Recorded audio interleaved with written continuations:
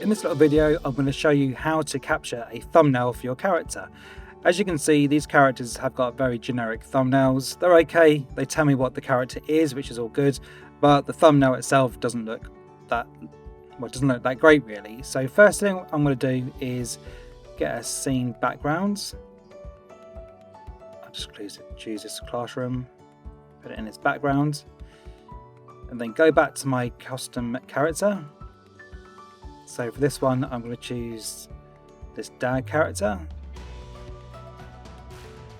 So load it into the scene, and then basically just load the character into the scene and pose it in however you want it to be posed, because this is basically what your thumbnail is going to look like, but basically a square version of this. So I'm just going to move the arms a little bit, move that arm down, just swap out some sprites. So really basic stuff. I'm not going to go to town on this, it's just a basic image. So once you're happy with your image, like this, go over to your character, right click, and then go capture thumbnail.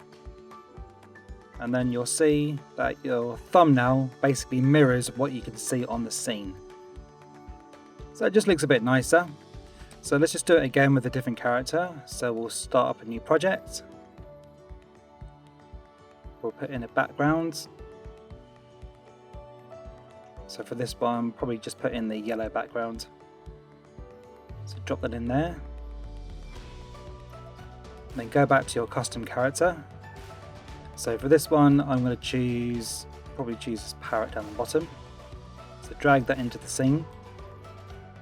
Make the character bigger, position it how you want. I'm just going to move the eyes around a little bit and raise the eyebrow. Then go back over to your characters over here. Go back to the actual character, right click, and go to capture thumbnail. And like before, the thumbnail gets updated with a new image. It just looks a bit nicer.